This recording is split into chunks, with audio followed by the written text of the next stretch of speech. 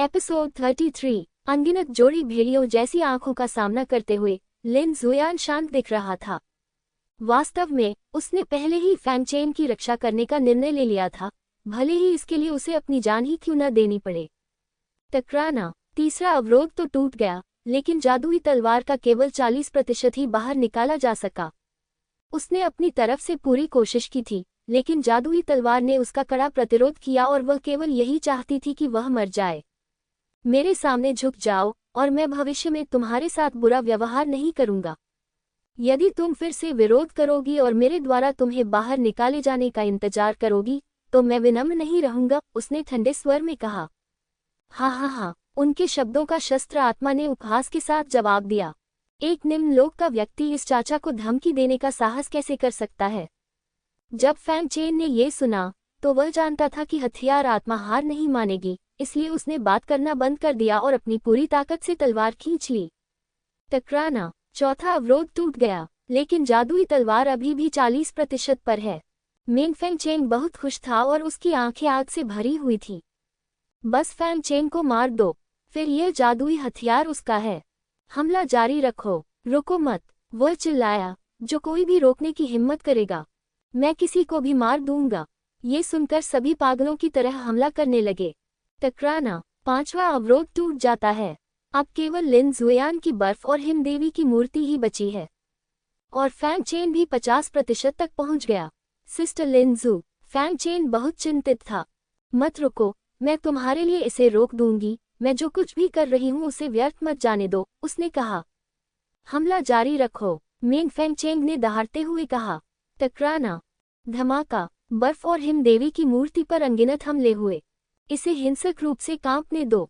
लिन जुयान का नाजुक शरीर थोड़ा कांप उठा और उसने विरोध करने की पूरी कोशिश की, लेकिन उसकी महान शक्ति और जादुई शक्तियों के बावजूद, हजारों लोगों के हमले के बावजूद ये लंबे समय तक कैसे टिक सकता था?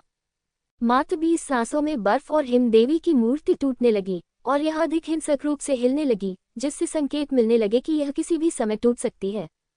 वह अपनी सीमा तक पहुंच गई है। हमला जारी रखो, मेंग फैंग चेन चिल्लाया। बाहर आओ। फैंग चेन भी गुस्से से दहाड़ा, अपनी पूरी ताकत लगाकर जादुई तलवार को 60% तक बाहर निकाला। टकराना। धमाका। लेकिन हजारों लोगों के हमले के कारण बर्फ और हिमदेवी की मूर्ति जल्द ही टिक नहीं पाएगी और स्वचालित रूप से ठीक नहीं हो पाएगी। ये देखकर फैंग चेन चिल्लाया, रोकना बंद करो, रास्ते से हट जाओ, मैं ये काम खुद कर सकता हूँ। लिन जुयान के मुंह से खून निकला, उसका नाजुक शरीर कांप उठा। जब बर्फ और हिमदेवी की मूर्ति पर हमला होगा तो वह भी प्रभावित होगी, लेकिन उसने इसकी परवाह नहीं की और अपने ज़ैद हाथ से अपने मुंह के कोने से खून पोंछ लिया। उसने धीरे से अपना सिर घुमाया और फैंग चेन की ओर देखा और एक मीठी मुस्कान बिखेरी।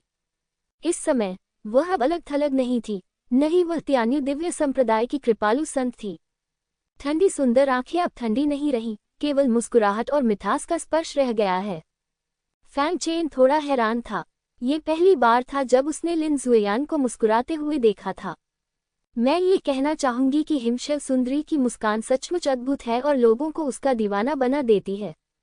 लेकिन फैंग चेन को असहज महसूस हुआ और वह चिल्लाया, तुम क्या करने जा रहे हो? गड़बड़ मत करो। शुरू में तो मैं सगाई तोड़ने ही वाला था, लेकिन तुमने न केवल कई बार मेरी मदद की, बल्कि पिछली शिकायतों के बावजूद भी कई बार मुझे बचाया। उसकी आवाज़ अभी भी ठंडी थी, लेकिन उसमें एक कोमलता थी जो केवल फैंग चेन के लिए आरक्षित थी। स्वतंत्रता और प्रेम नामक दो ताओवादी ग्रंथ अत्यंत चमकदार, चकाचौंध करने वाले प्रकाश को प्रकट करते हैं। इस बार आपकी मदद करने और आपको बचाने की बारी मेरी है। जैसे ही उसने बोलना समाप्त किया, उसके चारों ओर धीरे धीरे नीली लपटें उठने लगीं।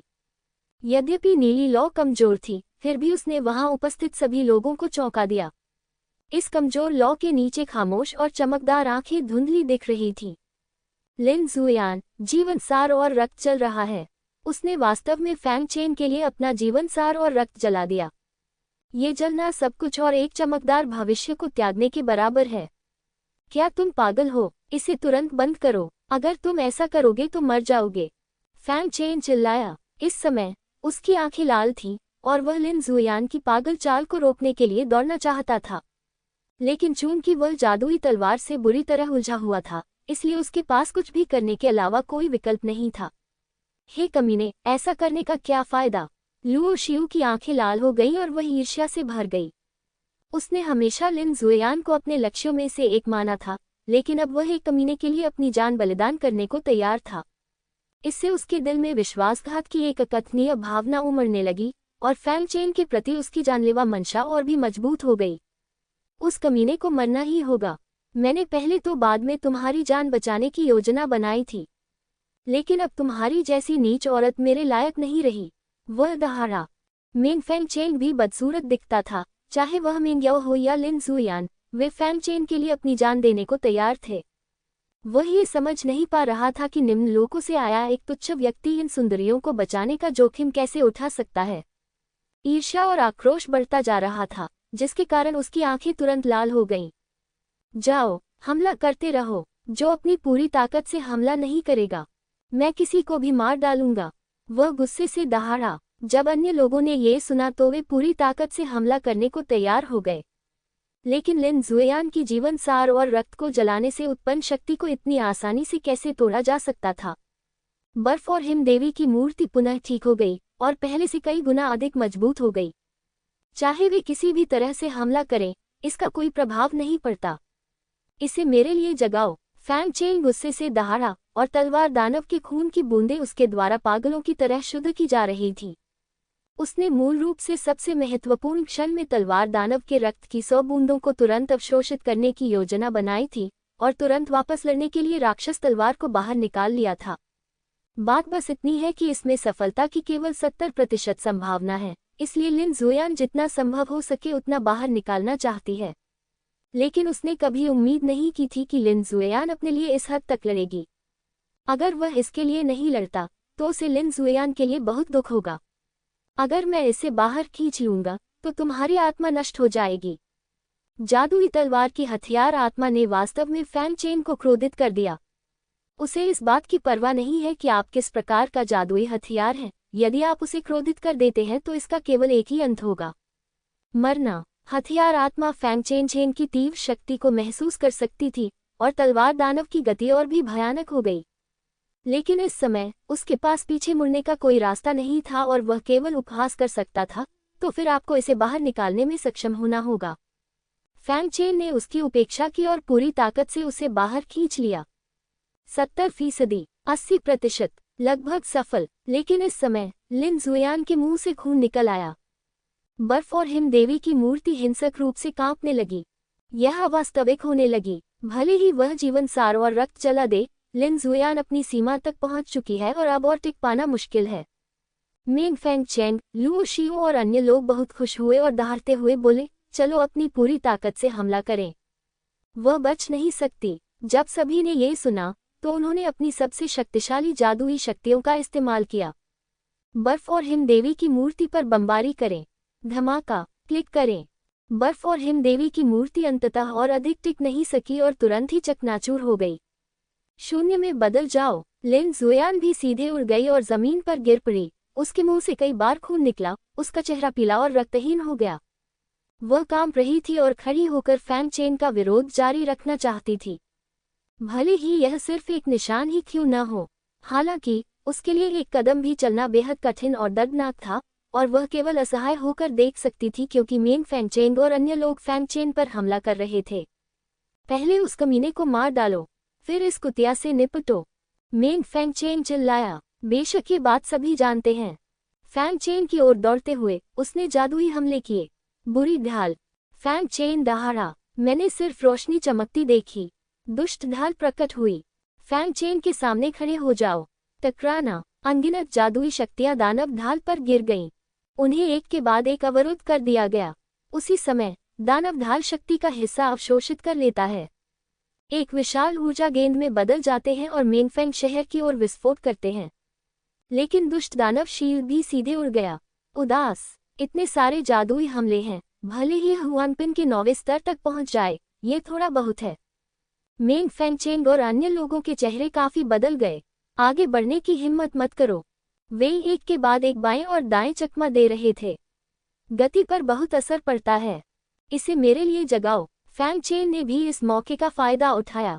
90% निकालो, बाहर में जाओ। और जैसे ही उसने 90% हिस्सा बाहर निकाला, अचानक पीछे से एक आवाज आई। फैंग चेन ने अपनी आंख के कोने से बाहर देखा। तियान मेंग ने उसे एक क्रूर मुस्कान के साथ देखा और उसके हाथ में एक खूनी ब्लेड पहले से ही उसकी पीठ पर वार कर रहा था। ये पता चला कि वह इधर उधर छिपा हुआ था और उसने मेंग फेंग चेंग और अन्य लोगों का पीछा करके उसे नहीं मारा था। कियानली शैडो किल की विशेष भागने की तकनीक पर भरोसा करते हुए वह सबसे तेज गति से फेंग चेन के पास पहुंचा। तुमने मेरे भाई को मारने की हिम्मत की, यह इसकी कीमत है। जैसे ही उसने बोलना समाप्त किया, उसने ब्लेड को सीधे फेंग चेन के दिल में डाल दिया और उसे भेद दिया। बहुत अच्छा। ये दृश्य देखकर मेंग फेंग चेंग और अन्य लोग बहुत खुश हुए। ये कमीना अंततः मर गया। हाँ, कमीने, यही तुम्हारी किस्मत है। लुओ xiu बेहद उत्साहित था।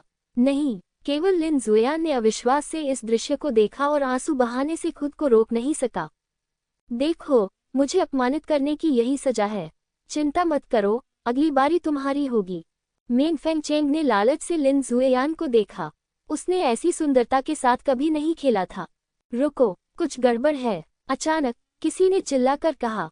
सभी लोग दंग रह गए और उसकी ओर देखने लगे। क्या गलत? तियान मेंग का चाकू। ये फेंग चेंग को नहीं लगा। सभी लोग चौंक गए और ब्लेड की ओर देखने लगे। ब्लेड सचमुच दिल में घुस गया था, लेकिन जल्द ही सभी को एहसास हो गया कि कुछ गड़बड़ है। दिल से होकर गुजरने वाली ब्लेड पर खून नहीं था। उसी समय फेंग चेंग के शरीर से कुछ निकला। यह एक गुड़िया थी। गुड़िया हवा में तैरने लगी। उसके दिल पर चाकू का घाव था, जो फेंग चेन के दिल जैसा ही लग रहा था। ये वह बलि का बकरा है जिसे फेंग चेन ने बदल दिया। फेंग चेन को उम्मीद नहीं थी कि जिस गुड़िया को उसने बदला था, वह इतनी जल्दी उसकी जान बचा लेगी। कोई बात नहीं। ये देखकर कि फेंग चेन ठीक था, लिन ज़ुयान मुस्कुराया। लेकिन अंततः वह और अधिक सहन नहीं कर सकी और बेहोश हो गई। जल्दी करो और लक्ष्य पर निशाना लगाओ, मेंग फेंग चेंग दहाड़ा। तियान मेंग ने भी कुछ अजीब बात नोटिस की। चाकू निकालो, फिर से फेंग चेन के दिल पर वार करो। फेंग चेन ने अचानक अपना सिर घुमाया और आत्मा दानव नेत्र खोल दिया। तियान मेंग को अचानक सिर में तेज दर्द महसूस हुआ और उसकी तलवार चलाने की तकनीक तुरंत गड़बड़ा गई, जिससे वह फेंग चेन को मारने में असफल रहा। बर्बाद करना। मेंग फेंग चेंग ने मन ही मन कोसा और खुद ही इसका समाधान करने के इरादे से फेंग चेन की ओर दौड़ा। लेकिन जब फेंग चेन की ठंडी नजर उस पर पड़ी तो उसका दिल कांप उठा। बहुत देर हो चुकी है, फेंग चेन ने ठंडे स्वर में कहा।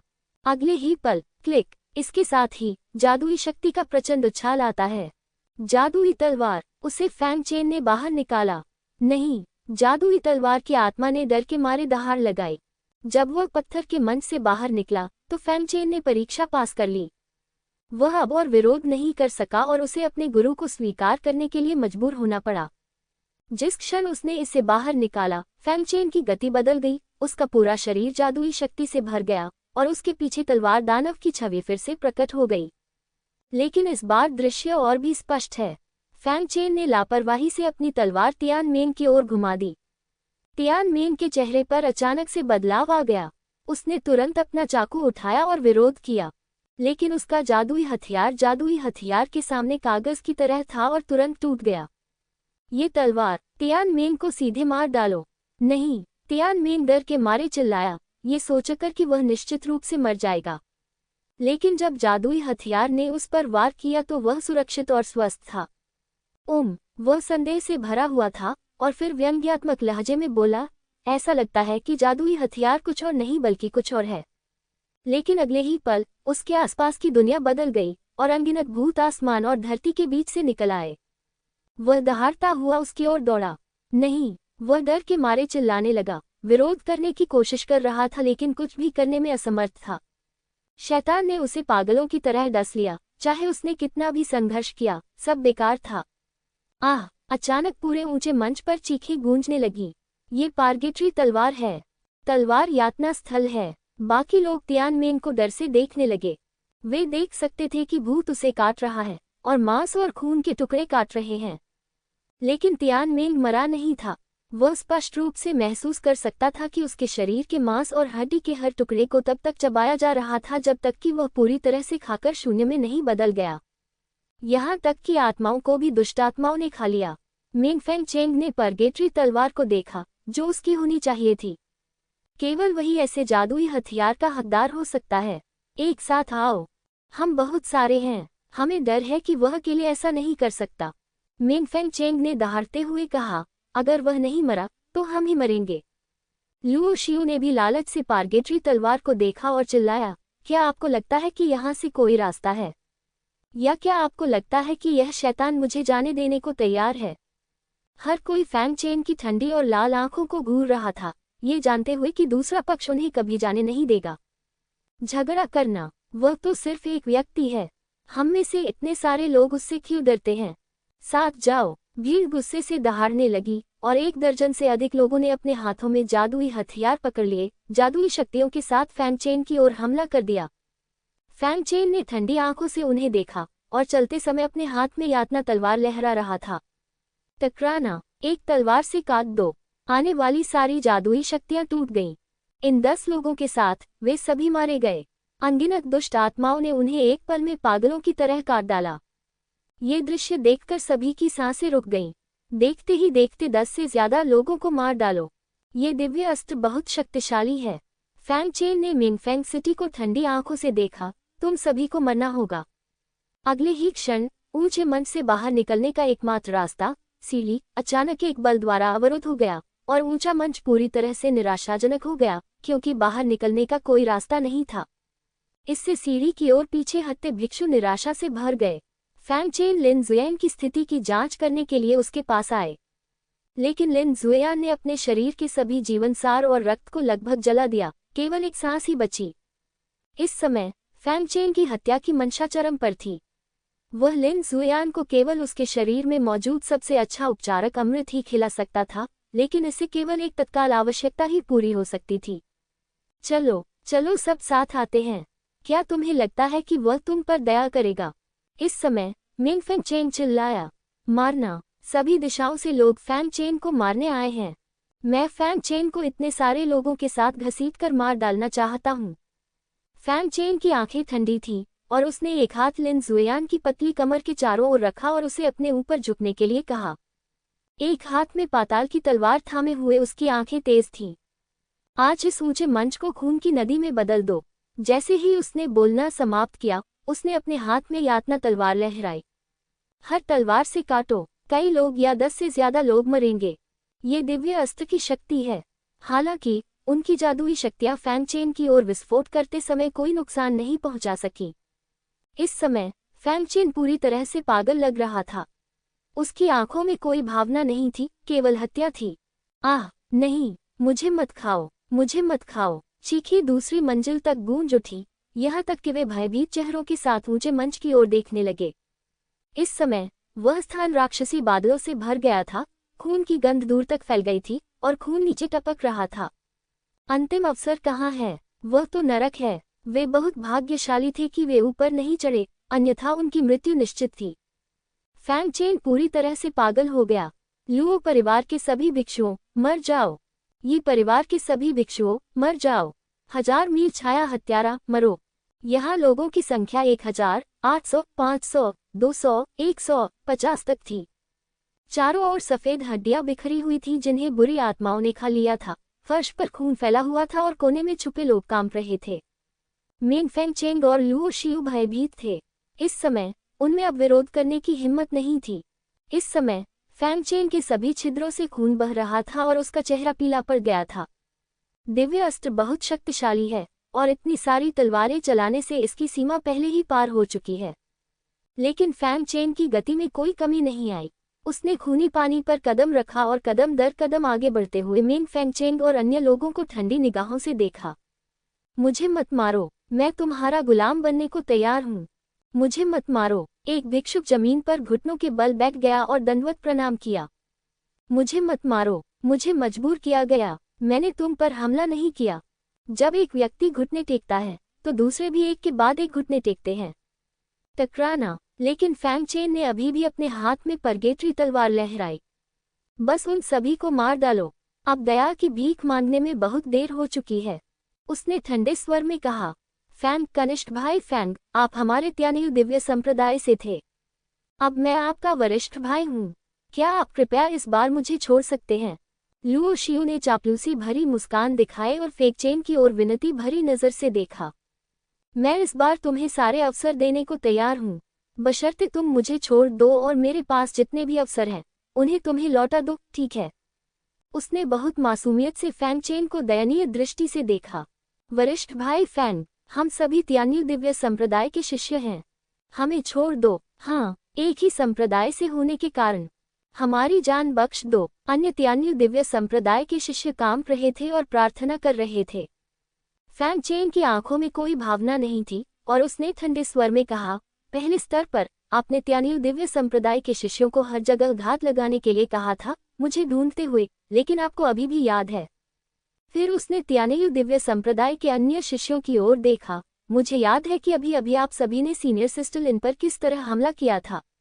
क्या उस समय आपको उसी संप्रदाय से होने का कोई एहसास हुआ था? वह कदम दर कदम आगे बढ़ा और उसके द्वारा कहे गए हर शब्द से लुओ शियू और तियान्यू दिव्य संप्रदाय के शिष्यों को निराशा हुई। नहीं, तुम मुझे नहीं मार सकते। तियान्यू दिव्य संप्रदाय तुम्हें जाने नहीं देगा। लुओ शियू अब अपना धैर्य बरकरार नहीं रख सकी और पूरी ताकत से सीढ़ी की ओर भागी, लेकिन सीढ़ी पर लगे अवरोध ने उसके भागने का एकमात्र रास्ता रोक दिया। मुझे बाहर निकालो, मुझे बाहर निकालो, वह दहाड़ा। ये दृश्य देखकर नीचे मौजूद सभी लोग दंग रह गए। क्या ये लुओ शियू नहीं है? तियान्यू दिव्य संप्रदाय की प्रतिभाशाली सूची में दूसरे स्थान पर क्या हो रहा है? वहाँ अन्य तियान्यू दिव्य संप्रदाय के अनुयायी भी हैं, वे सभी इतने घबराए हुए क्यों हैं? हर कोई उलझन में था, लेकिन अगले ही पल ऐसा दृश्य घटित हुआ जिसे वे कभी नहीं भूल पाएंगे। मैंने देखा कि एक तलवार की रोशनी दूर जा रही है। अगले ही पल स्वर्ग और पृथ्वी से भयंकर भूत निकले और उन्हें पागलों की तरह काटने लगे। यहाँ तक कि लुओ शियू भी बच नहीं सका। नहीं, मत करो, दर्द होता है। आह! लुओ शियू और अन्य लोगों की चीखें अचानक गूंज उठी। उनका मांस और खून थोड़ा थोड़ा करके खाया गया और खून झरने के पानी की तरह बह निकला, जब तक कि केवल सफेद हड्डियां ही नहीं बची। ये दृश्य देखकर सभी लोग भयभीत हो गए। वहां क्या हुआ था? तियान्यू दिव्य संप्रदाय की प्रतिभाओं की एक पीढ़ी इस तरह मर गई। फेंगचेन ने लुओ शियू पर एक और नजर नहीं डाली, लेकिन मेंग परिवार को ठंडी आंखों से देखा और आखिरकार उसकी नजर मेंग फेंगचेन पर पड़ी, जो पहले से ही पसीने से तर और पीला था। तुम मुझे नहीं मार सकते। मैं ऊपरी डोमेन से हूँ। ये मेंग का परिवार चिल्लाया। टकराना, लेकिन उनके शब्दों का अनगिनत दुष्ट भूतों ने डंसकर जवाब दिया। मैं मेंग परिवार हूँ, आप हमारे साथ ऐसा नहीं कर सकते। एक अन्य व्यक्ति चिल्लाया, फेंगचेन को दबाने के लिए मेंग परिवार का उपयोग करने की कोशिश कर रहा था। टकराना, इन शब्दों के कारण उसे अनगिनत दुष्ट भूतों के काटने का भी सामना करना पड़ा। एक एक करके उन्हें फेंगचेन ने मार डाला और मेंग फेंगचेन दर्शकों में एकमात्र बचा था। मेंगफेंग शहर में अब पहले जैसी भव्यता नहीं रही, केवल भय ही रह गया। डर के कारण वह खड़ा भी नहीं हो सका और जमीन पर गिर पड़ा। जहां तक प्रतिरोध का प्रश्न है, क्या लगभग 1000 लोगों की हड्डियां प्रतिरोध की कीमत को व्यक्त नहीं कर सकती?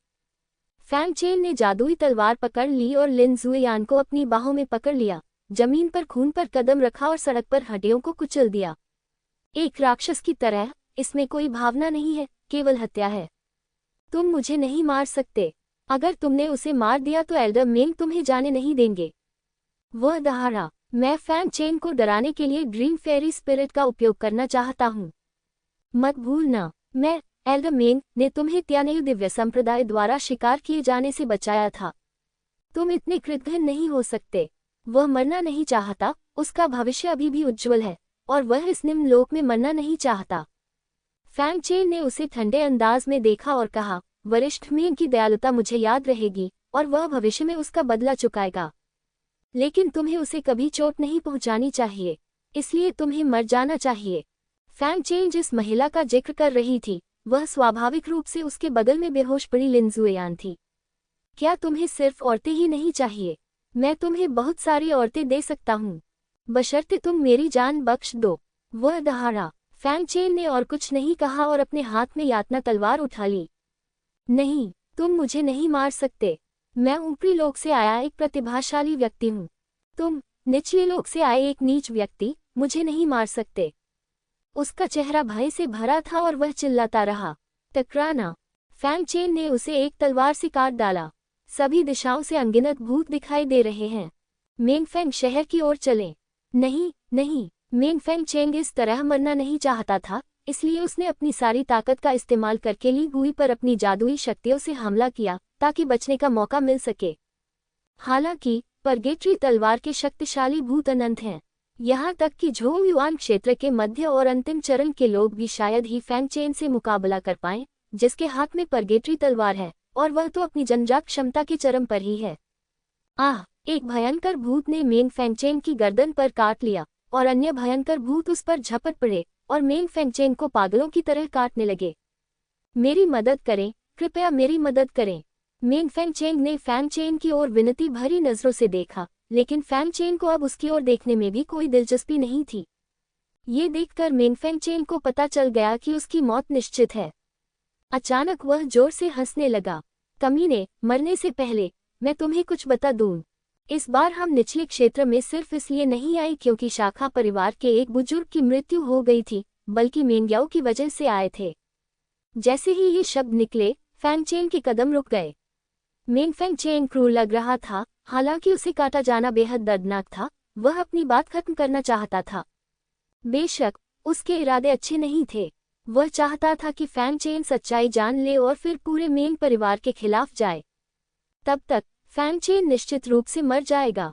पिछली बार जब मेंग्याओ ने अपनी वंशावली को जागृत किया था, तो वह 90% जागृत थी। क्या आप जानते हैं इसका क्या मतलब है? इसका मतलब है कि मेंग्याओ के पास तीसरी बार अपनी वंशावली को 99% तक जागृत करने का एक बड़ा मौका है। और जागृति की कीमत 99% है। मेरे मेंग परिवार के सच्चे अमर के लिए शरीर को जब्त करने का साधन बनना है। फेंगचेन का दिल कांप उठा। वह अच्छी तरह जानता था कि जहाज को जब्त करने का क्या मतलब है। क्या तुम्हें लगता है कि मैं तुम पर विश्वास करूंगा? उसने मेंगफेंग सिटी को घूरते हुए ठंडे स्वर में कहा। हाँ, मेंग फेंगचेन जोर से हंसा। मानो या न मानो, जब तुम बाहर जाकर पूछोगे तो क्या ये स्पष्ट नहीं हो जाएगा? लेकिन जल्द ही उसकी हंसी अचानक बंद हो गई। भूत ने उसके मांस और खून का आखिरी टुकड़ा भी नोच लिया और वह पूरी तरह से एक सफेद कंकाल में बदल गया और हवा से नीचे गिर गया। दूसरी ओर बाहरी दुनिया। मेंग जियानलिंग ने थोड़ा सा मुंह सिकोड़ा और एक आत्मा दीपक निकाला। आत्मा का दीपक मंद पड़ गया और अंततः पूरी तरह बुझ गया। फेंगचेन मर गया है। मेंग जियानलिंग ने थोड़ा सा मुंह सिकोड़ा, लेकिन ज्यादा परवाह नहीं की। बस इतना ही। वह तो आंतरिक संप्रदाय का एक युवा शिष्य था। उसकी मृत्यु गुफा स्वर्ग में हुई। ये तो केवल इतना ही कहा जा सकता है कि उसे उस तरह का भाग्य नहीं मिला। उसने अपने बगल में खड़ी मेंग्याओ की ओर देखा और कहा, समय आ गया है, जाने का समय आ गया है। क्या तुम थोड़ी देर और इंतजार कर सकते हो? बस तब तक इंतजार करो जब तक भाई फेंग और बाकी लोग बाहर न आ जाएं। मेंग्याओ ने विनती की। उसने अभी तक फेंगचेन से कुछ नहीं कहा है और वह वास्तव में इस तरह अलविदा नहीं कहना चाहती है। लेकिन मेंग जियानलिंग ने दृढ़ता से अपना सिर हिलाया। 2 महीने की समय सीमा आधे महीने से अधिक हो गई है और मुझे जाना होगा। मेंग्याओ ने ये सुना और जान गई कि उसे जाना होगा, इसलिए वह केवल असहाय होकर सिर हिला सकी। उसने अपने दादाजी की ओर देखा। दादाजी, मैं जा रही हूँ। मेंग तियानहुआन की आंखें अनिच्छा से भरी थीं। उसे नहीं पता था कि वह उसे फिर कब देख पाएगा, लेकिन मेंग्याओ के लिए महान दाव की साधना करने का यह एक महान अवसर था, इसलिए स्वाभाविक रूप से वह इसमें बाधा नहीं डालेगा। मेंग तियानहुआन ने एक दयालु मुस्कान दिखाते हुए कहा, जाओ, तुम्हारे पिता कल ही चले गए, इसलिए उन्हें अलविदा कहने की कोई जरूरत नहीं है। जहां तक भतीजे फैंग की बात है, मैं उसे पूरी कहानी बता दूंगा। हाँ, एक अनिच्छुक और संक्षिप्त विदाई के बाद मेंग जियानलिंग ने शून्य को चीर दिया और एक आकाशगंगा प्रकट हुई। चल दर, मेंग जियानलिंग ने कहा। हाँ, मेंग याओ ने अनिच्छा से मेंग तियानहुआन को हाथ हिलाया, फिर आकाशगंगा में कदम रखा और मेंग जियानलिंग के साथ आकाशगंगा में गायब हो गया। मेंग याओ को नहीं पता था कि ऊपरी क्षेत्र की यह यात्रा कैसी होगी, लेकिन फिर भी वह जाने से पहले फेंगचेन के लिए एक आखिरी काम करना चाहती थी। मेंग याओ को अपनी ओर देखते हुए देखकर मेंग जियानलिंग ने शांति से कहा, चिंता मत करो, चूंकि मैंने तुमसे वादा किया था, इसलिए मैं ये करूंगा। अगले ही क्षण वह फिर शून्य को चीरती हुई एक विशाल भवन के सामने पहुंच गई। उस पर लगी पट्टिका पर लुओ परिवार लिखा था, जो लुओ परिवार था। मेंग जियानलिंग के आगमन ने तुरंत लुओ परिवार के मुखिया लुओ कैंगिक्सिंग और लुओ परिवार के अन्य वरिष्ठ सदस्यों का ध्यान आकर्षित किया। वे एक के बाद एक हवेली से भाग गए और शून्य में तैरने लगे। लुओ परिवार के अन्य सदस्यों ने भी मेंग जियानलिंग और मेंग याओ को शून्य में तैरते हुए देखा और इसके बारे में बातें करने लगे। लुओ कैंगक्सिंग मेंग जियानलिंग की शक्ति को महसूस कर सकता था और भारी अभिव्यक्ति के साथ थोड़ा झुका। मुझे नहीं पता कि सीनियर मेरे लुओ परिवार में क्यों आए। मेंग जियानलिंग ने शांति से उसकी ओर देखा और पूछा, चूंकि ये लुओ परिवार है तो आप लुओ कैंगक्सिंग होंगे। ये जूनियर है। लुओ कैंगक्सिंग और भी अधिक सम्मानजनक था। चूंकि यह पुष्टि हो गई है तो आपका लुओ परिवार नष्ट हो जाएगा। मेंग जियानलिंग ने शांति से यह कहा, लेकिन ये शब्द उसके मुंह से शांति से निकले थे, लेकिन वे लुओ कैंगक्सिंग और अन्य लोगों के लिए वज्रपात की तरह थे, जिससे वे बहरे हो गए। वरिष्ठ, कोई गलतफहमी है क्या? मैंने आपको कभी नाराज नहीं किया। उस समय उसने अपने सभी शत्रुओं के बारे में सोचा, लेकिन वह ये नहीं सोच सका कि उसने कब इतने शक्तिशाली व्यक्ति को अपमानित किया था। क्या ऐसा हो सकता है कि मैंने किसी ऐसे व्यक्ति को उकसाया है जिसे उकसाना नहीं चाहिए था? उसने मन ही मन सोचा। मेंग जियानलिंग ने कुछ नहीं कहा, लेकिन मेंग याओ ने कहा, वरिष्ठ लुओ, क्या आपको अभी भी फैंग चेन याद है? फैंग चेन, क्या ये हो सकता है? लुओ कैंगक्सिंग को फैंग चेन की याद कैसे नहीं आई? कुछ समय पहले उसने फैंग चेन को मारने के लिए लोगों को गुफा स्वर्ग में भेजा था। मेंग याओ ने कहा, मैं दिव्य पूर्व क्षेत्र छोड़ रहा हूँ। ये भाई फैंग को मेरा आखिरी उपहार है। एल्डर मेंग, इसे करो। हाँ, मेंग जियानलिंग ने धीरे से सिर हिलाया और एक हाथ से मुहर बनाई। अगले ही पल आकाश और पृथ्वी का रंग बदल गया और आकाशगंगा ने पूरे लुओ परिवार को अवरुद्ध कर दिया। लुओ कैंगक्सिंग तुरंत घबरा गया। उसने कभी नहीं सोचा था कि मेंग याओ एक छोटे से फैंग चेन के लिए उसके परिवार को बर्बाद कर देगा। मैं गलत था, सीनियर मिस मेंग, मुझे पता है कि मैं गलत था। मैं फिर कभी दूसरे दोस्त के साथ कुछ नहीं करूंगा। मैं माफी मांगने को तैयार हूँ। मेरी सारी कमाई ले लो, उसने विनती की, लेकिन मेंग जियानलिंग और मेंग याओ दोनों उदासीन थे। धमाका, आसमान से एक बहुत बड़ा उल्कापिंड गिरा। उल्कापिंड का आकार पूरे लुओ परिवार के आकार के बराबर था। चल दर, मेंग जियानलिंग ने मेंग याओ का हाथ पकड़ लिया और लुओ कैंगक्सिंग और अन्य लोगों की भयभीत और हताश आंखों की परवाह किए बिना वह सीधे उस स्थान से गायब हो गई और उल्कापिंड के बाहर आ गई। नहीं नहीं, लुओ कैंगक्सिंग निराशा में दहाड़ उठा। अगर यह उल्कापिंड गिर गया तो वह और लुओ परिवार नष्ट हो जाएगा। लेकिन मेंग जियानलिंग पहले ही मेंग याओ को ले जा चुका था, इसलिए भले ही वह दया की भीख मांगना चाहे तो भी यह बेकार होगा। हाँ, उच्च स्तरीय अधिकारी डरकर जवाब देते हैं और फिर वे सभी अपनी जादुई शक्तियों का इस्तेमाल करते हैं। उल्कापिंड पर हमला करो। टकराना, प्रश्न पूछने के क्षेत्र में कई महान लोगों ने कार्रवाई की। उनकी शक्ति बहुत महान थी, लेकिन वे बहुत भयभीत थे और वे उल्कापिंड को कोई नुकसान नहीं पहुंचा सके। इस समय लुओ कैंगक्सिंग पूरी तरह से हताश था। लुओ परिवार के लोगों ने उल्कापिंड को देखा और वे भी हताश और भयभीत थे। कुछ लोगों ने भागने की कोशिश की, लेकिन पूरा लुओ परिवार आकाशगंगा द्वारा अवरुद्ध था और कोई भागने का रास्ता नहीं था। नहीं, इस समय लुओ कैंगक्सिंग को बहुत पछतावा हुआ। उसने फैंग चेन को क्यों उकसाया? टकराना, गड़गड़ाहट, उल्कापिंड गिरा और विशाल लुओ परिवार इस दुनिया से पूरी तरह से गायब हो गया।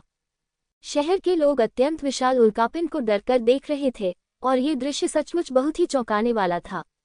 सौभाग्य से उल्कापिंड ने केवल लुओ परिवार को नष्ट कर दिया और बाहरी दुनिया पर इसका कोई प्रभाव नहीं पड़ा। जहां तक मेंग जियानलिंग और मेंग याओ का प्रश्न है, वे पुनः आकाशगंगा में प्रवेश कर गए थे और ऊपरी क्षेत्र में चले गए थे। मेंग याओ ने धीरे धीरे सिकुड़ते शेनडोंग क्षेत्र को जटिल और अनिच्छुक हृदय से देखा। भाई फैंग, मैं तुम्हें खोजने वापस आऊंगी। इस जीवन में मेंग याओ केवल तुम्हारी है, उसने अपने दिल में कहा। फैंग चेन को नहीं पता था कि मेंग याओ ने ईश्वर के पूर्वी क्षेत्र को छोड़ दिया है। इस समय वह लिन जुयान के सामने बैठा था, लगातार उसकी बची हुई जिंदगी को बनाए रखने के लिए ऊर्जा संचारित कर रहा था। उसने लिन जुयान को बचाने के लिए कई तरीके आजमाए थे, लेकिन वह तो एक छोटा साधक था और वह लिन जुयान को वापस नहीं खींच सकता था जो पहले ही नरक में प्रवेश कर चुका था। कोशिश मत करो, ये बेकार है।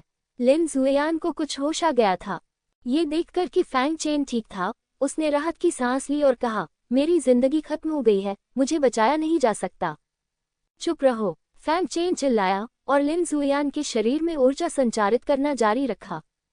लिन जुएयान के दिल में खुशी का एहसास हुआ जब उसने देखा कि फैंग चेन उसका इतना ख्याल रखता है, लेकिन वह जानती थी कि वह निराश है, और उसने फिर कहा, आपको मिंग्याओ के साथ अच्छा व्यवहार करना चाहिए, ठीक है? अगर मुझे पता चला कि आप उसे धमकाते हैं, तो मैं आपको जाने नहीं दूंगी, भले ही मैं भूत बन जाऊं। फैंग चेन ने कहा, आपको खुद देखना चाहिए कि मैं उसके साथ अच्छा व्यवहार करता हूं या नहीं। बात करना बंद करो, मेरे साथ सहयोग करो, मैं तुम्हें जरूर बचाऊंगा। लिन जुएयान ने कमजोरी से अपना सिर हिलाया। उसने फैंग चेन की ओर देखा, जो अपनी शक्ल में वापस आ गया था, और कुछ कहना चाहती थी, लेकिन आखिरकार वह बोल नहीं पाई। छोड़ो, जाते समय उसे क्यों परेशान करना, ऐसे चले जाना बुरा नहीं है, उसने मन ही मन कहा। इसके बाद वह और अधिक नहीं टिक सकी और पुनः बेहोश हो गई, और उसके शरीर में जो थोड़ी बहुत ऊर्जा बची थी वह भी खत्म होने वाली थी। फैंग चेन तुरंत चिंतित हो गया, उठो, सो मत जाना। लेकिन इस बार, चाहे वह कितना भी चिल्लाए, वह लिन जुएयान को जगा नहीं सका। Ding dong. जब वह बहुत चिंतित था, तो लड़के की आवाज फिर सुनाई दी। बधाई हो, आपको अंतिम अवसर, जादुई हथियार पारगेटरी तलवार मिल गई है। अंतिम अवसर प्राप्त करने के बाद इनाम मिलेगा। ये सुनकर फैंग चेन चिल्लाया, मुझे इनाम नहीं चाहिए, मैं उसे बचाना चाहता हूँ। लड़के ने पूछा, क्या तुम इनाम के बदले उसकी जान लेना चाहते हो? हाँ, फैंग चेन ने भारी स्वर में सिर हिलाया। पहले मैं तुम्हें बता दूं, इस बार इनाम कुछ और नहीं, ये धन्य भूमि है। लड़के ने कहा। फैंग चेन दंग रह गया। उसने अपनी आंखों से देखा कि इस त्रिकोणीय धन्य भूमि ने एक स्तर 7 राक्षस को लापरवाही से मार डाला, और इसमें बहुत सारे अवसर होने चाहिए। ये वास्तव में एक अमूल्य खजाना है। लेकिन उन्होंने जरा भी संकोच नहीं किया और कहा, मैं उसे बचाना चाहता हूँ। खजाने के अवसर के लिए फिर से लड़ा जा सकता है। लिन जुएयान उसके लिए बहुत गंभीर रूप से घायल हो गया था, और उसे बचाना था चाहे कुछ भी हो। अफसोस, लड़के ने हल्की आह भरी। ये रास्ता स्वाभाविक रूप से खतरनाक है, और कारण और प्रभाव भाग्य और आपदा है। एक साधक के रूप में बहुत भावुक होना अच्छी बात नहीं है। एक दिन यह आपकी मृत्यु का कारण बनना तय है, इसलिए आपको इसके बारे में सोचना चाहिए। बचाना, फैंग चेन ने दृढ़ता से कहा। फैंग चेन का दृढ़ संकल्प देखकर लड़के को अब कोई हिचकिचाहट नहीं हुई। ठीक है, तो इस बार अपने अवसर का उपयोग उसकी जान के बदले में करो। अगले ही पल प्रकाश की एक किरण ने लिन जुएयान को घेर लिया। यह एक अत्यंत शक्तिशाली शक्ति थी जो लिन जुएयान के शरीर में प्रवेश कर गई और उसके द्वारा अवशोषित कर ली गई। लिन जुएयान की जीवन शक्ति, जो मंद पड़ने वाली थी, फिर से जागृत हो गई, और उसकी चोटें जल्दी ठीक हो गईं। ये दृश्य देखकर फैंग चेन ने राहत की सांस ली। सच कहूं तो फैंग चेन को लिन जुएयान के जीवन के बदले में धन्य भूमि का उपयोग करने के बारे में कमोबेश व्यथित महसूस हुआ। ये दूसरों के जीवन को बचाने के लिए 100 मिलियन से अधिक की अपनी पारिवारिक संपत्ति का उपयोग करने के बराबर था। अगर उसे यह मिल जाता तो उसका भविष्य आसान हो जाता, लेकिन उसे इसका कोई अफसोस नहीं था। अगर उसे एक और मौका दिया जाता तो वह फिर भी यही रास्ता चुनता। यह उसका दाव हृदय है।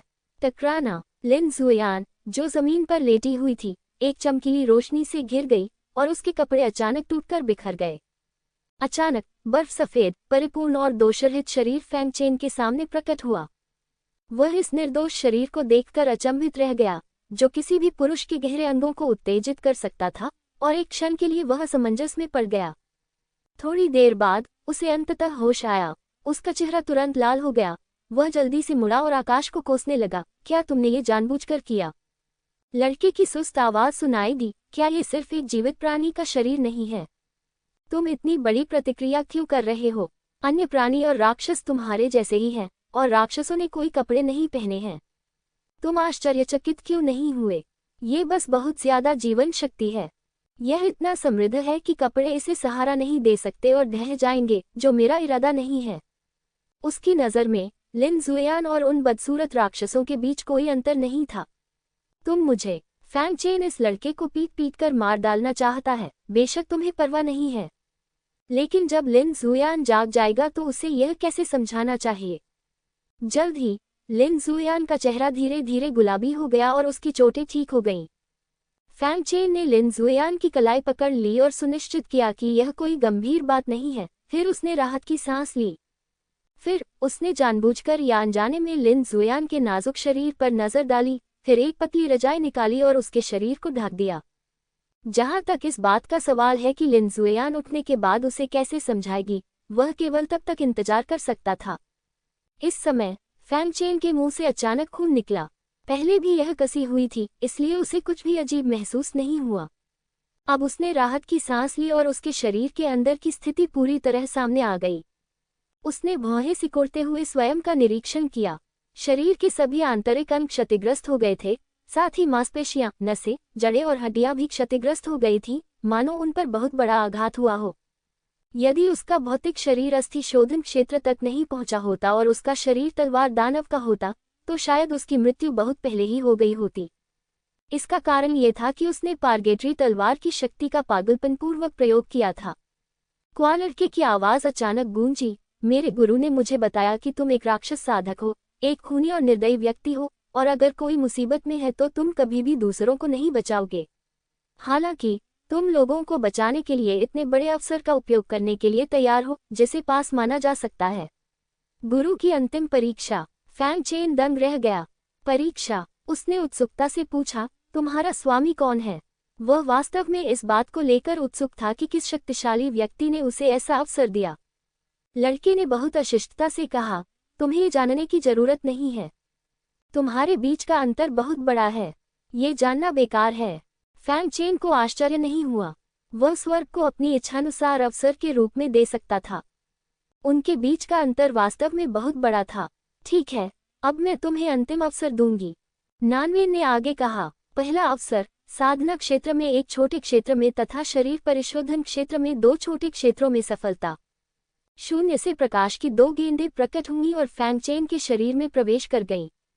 अगले ही पल फैंग चेन की सांस थोड़ी हिल गई और साधना क्षेत्र जनजात क्षेत्र के 8वें स्तर पर पहुंच गया। शरीर शोधन क्षेत्र मज्जा सफाई क्षेत्र के 4थे स्तर पर पहुंच गया। और सफलता के बाद उन्होंने बिना किसी अहंकार के अपनी साधना को तेजी से मजबूत किया। दूसरा अवसर, 2 मध्याह्न रेखाएं खोलें।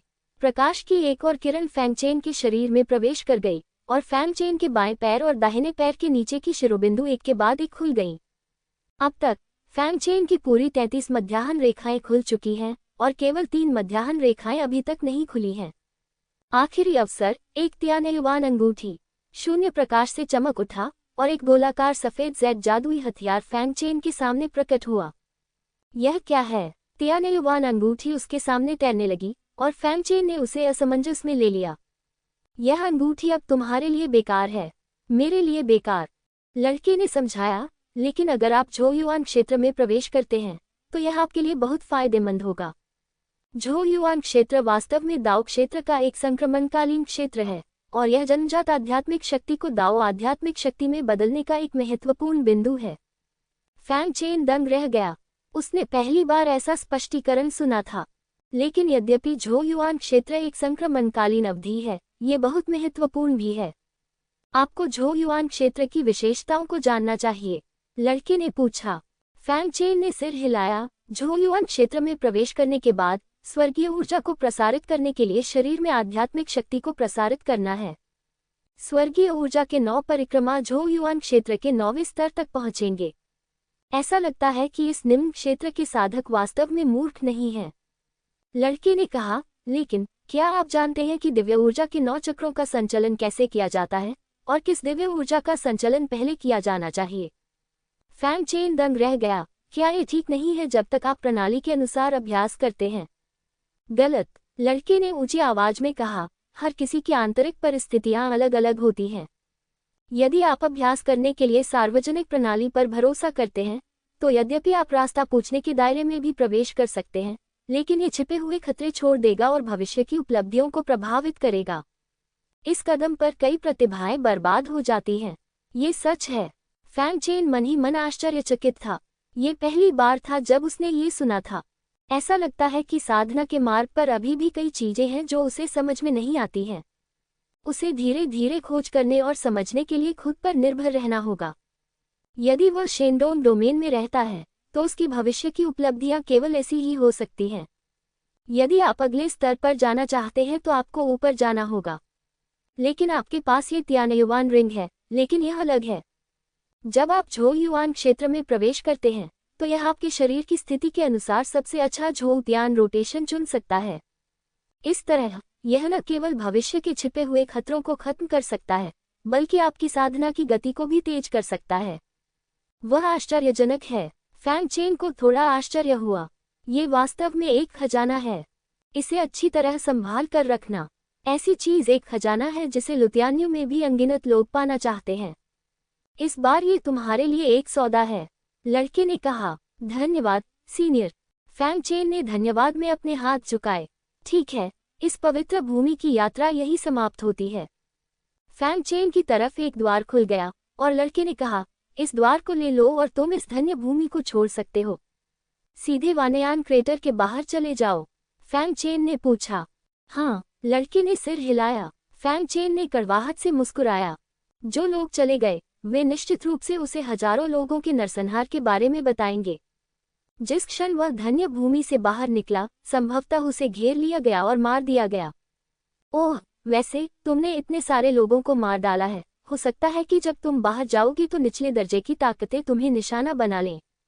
लड़के ने अचानक कहा, ऐसा क्यों है? मैं तुम्हारे बाहर जाने के बाद कुछ समय के लिए तुम्हारी रक्षा करूंगा। आखिरकार तुमने अभी अभी मास्टर की परीक्षा पास की है। मैं तुम्हें ऐसे नहीं मरने दे सकता। ये सुनकर फैंग चेन बहुत खुश हुआ। धन्यवाद वरिष्ठ। इस स्थिति में उसे अपनी जान बचाने में कोई समस्या नहीं होगी। तुम्हें पता है, गुफा स्वर्ग में स्तर 7 राक्षस को मारना आसान है, तो तुम बाहर के लोगों से क्यों डरोगे?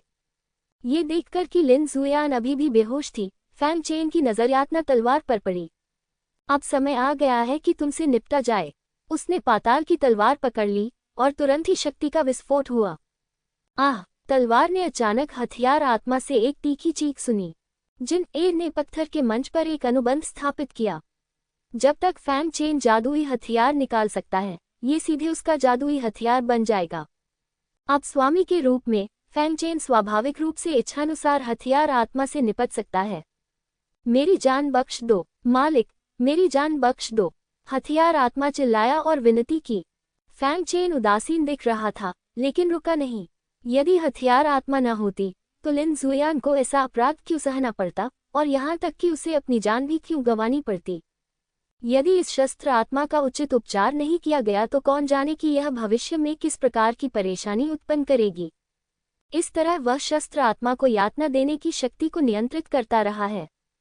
हालांकि लगभग आधी अगरबत्ती के बाद लिन जुयान ने थोड़ा सा मुंह सिकोड़ा और धीरे धीरे जाग गया। ये देखकर फैंग चेन ने ठंडे स्वर में कहा, मैं बाद में तुम्हारे साथ अच्छा व्यवहार करूंगा। उसने यातना तलवार को भंडारण थैले में रख दिया। मैं अभी भी जिंदा हूँ। यान कियाओलिन जब अपनी आंखें खोली और फैंग चेन को देखा तो वह थोड़ा अचंभित रह गई। अगले ही पल उसे लगा कि उसका शरीर थोड़ा ठंडा और असहज हो गया है। जब उसने अवचेतन रूप से नीचे देखा तो उसने पाया कि उसके सारे कपड़े गायब हो गए थे। एक क्षण में उसका ठंडा चेहरा लाल हो गया और उसने अपने शरीर को एक पतले कंबल से कसकर ढक लिया। उसका चेहरा घबराहट से भरा हुआ था। मेरे कपड़े कहाँ हैं? तुम? उसने फैंग चेन को घूर कर देखा और उसकी ठंडी आंखें रोती हुई लग रही थी। फैंग चेन ने अवचेतन रूप से कुछ कदम पीछे हटकर समझाया, बहन लिन, यह मेरा कोई काम नहीं है। ये वो लड़का था जिसने कहा था कि वह आपको बचा रहा है। उन्होंने चिल्लाकर कहा, वरिष्ठ महोदय, कृपया बोलिए। दुर्भाग्यवश लड़का फिर नहीं बोला और लिन जुयान की अभिव्यक्ति और भी ठंडी हो गई। तुमने देखा था ना? उसने पूछा। आह, ये। फैंग चेन को एक पल के लिए समझ में नहीं आया कि क्या कहे। लिन जुयान पहले भी उसके प्रति काफी शत्रुतापूर्ण थी। अगर उसने ये स्वीकार किया तो वह शायद उससे मौत तक लड़ेगी। लेकिन इसे स्वीकार करना चाहिए या नहीं, एक मूर्ख भी यह अनुमान लगा सकता है कि उसने इसे अवश्य देखा था। लेकिन उन्हें आश्चर्य इस बात पर हुआ कि लिन जुयान ने कोई कार्रवाई नहीं की, बल्कि धीरे धीरे अपना संयम वापस पा लिया। इसे भूल जाओ, बस इसे देखो, उसने धीरे से कहा। फैंग चेन ने खुद को बचा लिया और जो दिख गया सो दिख गया, तो क्या हुआ? आह! फैंग चेन थोड़ा हैरान था। उसे उम्मीद नहीं थी कि लिन जुयान उसे जाने देगी। लिन जुयान को फैंग चेन की परवाह नहीं थी। उसके चारों ओर चमकती आभा के साथ उसके शरीर पर एक नीली और सफेद लंबी पोशाक थी। तभी उसे अपने आसपास का माहौल याद आया। ऊंचे मंच पर पड़ी सफेद हड्डियों और जमे हुए खून को देखकर उसका दिल कांप उठा। क्या तुमने उन सबको मार डाला? उसने कांपती आवाज में पूछा। फैंग चेन ने सिर हिलाया। हाँ, वे सभी मर चुके हैं, कोई भी जीवित नहीं बचा है। लिन जुयान ने जटिल अभिव्यक्ति के साथ फैंग चेन को गहराई से देखा। वह स्वाभाविक रूप से जानती थी कि फैंग चेन इतने सारे लोगों को क्यों मार रहा था। एक लंबी चुप्पी के बाद उसने कहा, मैं इस कारण और प्रभाव को आपके साथ साझा करूंगी। फैंग चेन दंग रह गया, थोड़ा मुस्कुराया और अपना सिर हिलाया। नहीं, मैं अभी भी इस कारण और प्रभाव को सहन कर सकता हूँ। अगर बाहर की ताकतों को पता चल गया कि तुमने उनके लोगों को मार डाला है, तो वे तुम्हें जाने नहीं देंगे, लिन जुएयान ने कहा। फैंग चेन हमेशा की तरह मुस्कुराया, चिंता मत करो, वे मेरे साथ कुछ नहीं कर सकते। और भले ही आप मेरे साथ जिम्मेदारी साझा करते हैं, वे पीछे नहीं हटेंगे। टोंगटियन संप्रदाय के मास्टर कभी कार्रवाई नहीं करेंगे। ये शब्द निकलते ही लिन जुएयान का नाजुक शरीर थोड़ा कांप उठा। हाँ, फैंग चेन ने लुओ शियो और अन्य को मार डाला। यह एक आशीर्वाद था कि मास्टर ने फैंग चेन के खिलाफ कार्रवाई नहीं की, इसलिए वह फैंग चेन की रक्षा कैसे कर सकता था। जहां तक मेरी बात है, अगर मैं फैंग चेन के पक्ष में खड़ा हूं तो मैं क्या कर सकता हूं? फैंग चेन ने कहा, चिंता मत करो, उनके लिए मुझे मारना इतना आसान नहीं है। उसे तो धन्य भूमि का संरक्षण प्राप्त है, तो फिर डरने की क्या बात है? यदि उसके पास यह नहीं भी है, तो भी 3 टेलीपोर्टेशन तावीज अभी भी वहां हैं, और एक पल में सैकड़ों मील भागने में कोई समस्या नहीं है। फैंग चेन का आत्मविश्वास देखकर लिन जुएयान ने अब और जोर नहीं दिया। आखिरकार जिद करना बेकार था, लेकिन वह इस बात को लेकर बहुत उलझन में थी कि वह अभी तक जीवित क्यों है। तो उसने पूछा, मैं क्यों नहीं मर गई? फैंग चेन ने समझाया, धन्य भूमि ने तुम्हें बचाया है।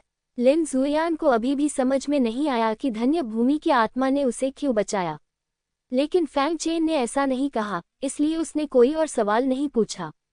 ठीक है, चूंकि तुम जाग चुके हो, तो चलो चलते हैं। फैंग चेन ने पतले कंबल को ठीक किया और उसे वापस स्टोरेज बैग में रख दिया।